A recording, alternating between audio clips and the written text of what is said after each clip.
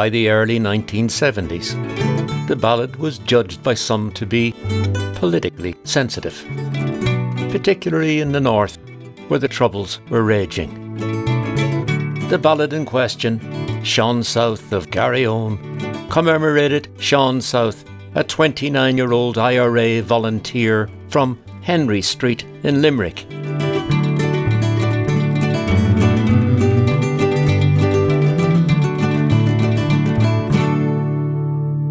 On New Year's Day, 1957, Sean South, accompanied by 13 other volunteers, launched an attack on a Royal Ulster Constabulary barracks at Moane's Cross, near Brookborough in County Fermanagh. In the ensuing gun battle, Sean, along with Fergal O'Hanlon, were shot, and both men subsequently died from their wounds. Thousands of people walked behind Sean South funeral cortege as it slowly made its way through the streets of Dublin and, a short time later, through the streets of Limerick.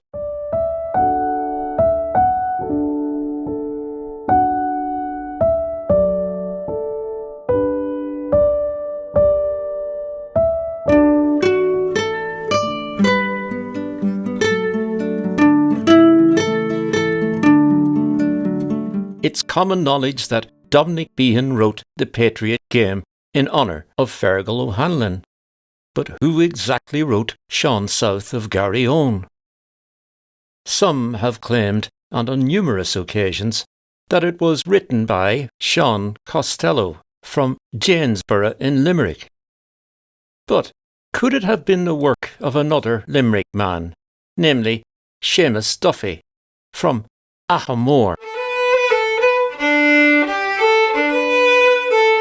In June 1965, the Tuam Herald ran a profile of 35-year-old Seamus Duffy, then a teacher at Esker National School in Castle Blakeney.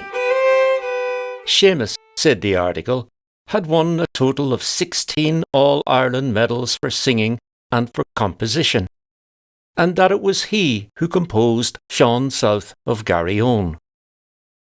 Moving on now to 1999, when the Western People conducted an in-depth interview with retired teacher Seamus Duffy, who was then living with his wife Bríd in County Mayo.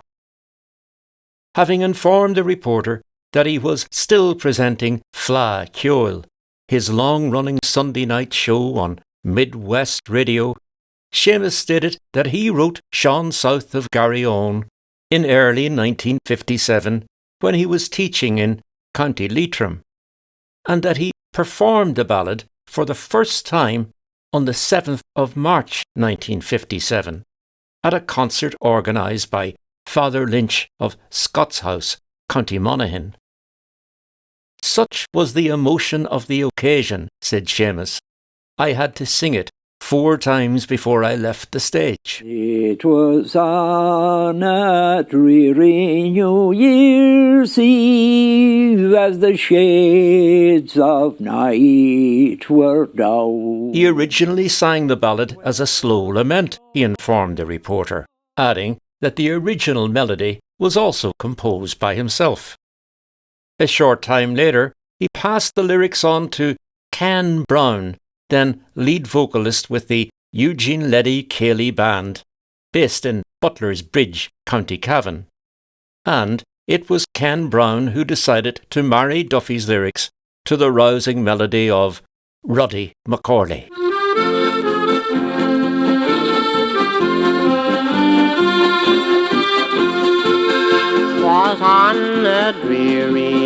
In 2006, author Des Fogarty published a biography of Sean South, the book including another lesser-known ballad about Sean South, the author's pseudonym cited as Glass is Bwee, or Green and Yellow.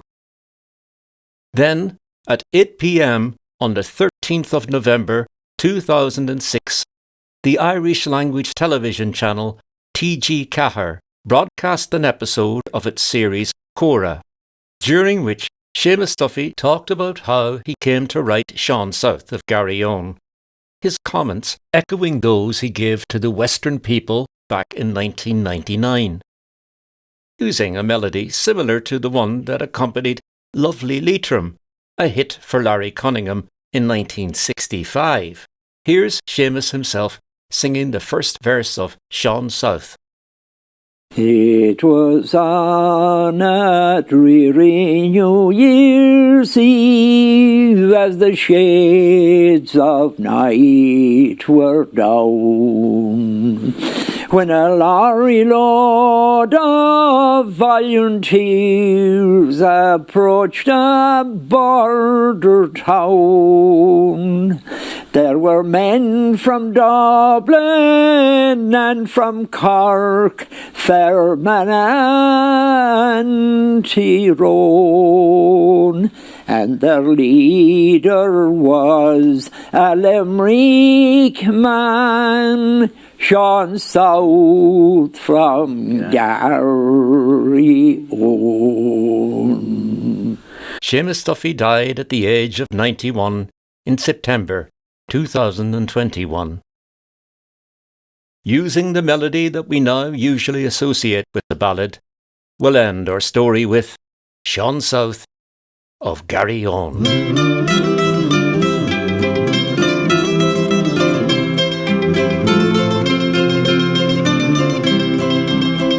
'Twas on a dreary New Year's Day, as the shades of night came down, a lorry load of volunteers approached a border town.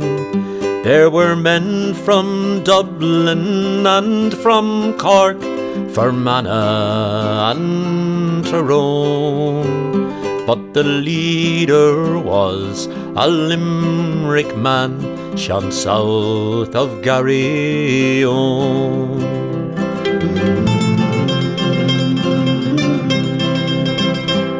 And as they moved along the street up to the barrack door, they scorned the danger they would meet, the fate that lay in store. They were fighting for old Ireland's cause, to claim their very own.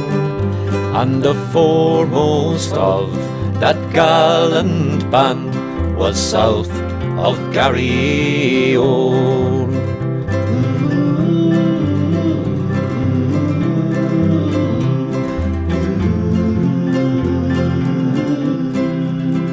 But the sergeant foiled their daring plan. He spied them through the door. Then the Sten guns and the rifles a hail of death did pour. And when that awful night was past, 2 men were cold as stone. There was one from near the border, and one from Garryowen.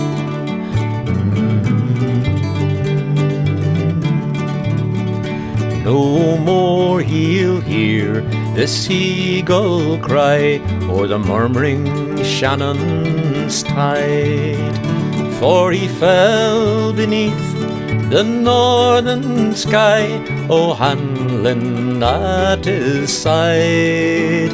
He had gone to join that gallant band of Plunkett, Pearse and Tone, a martyr for old Ireland, Sean South of Garryowen, Sean South of Garryowen.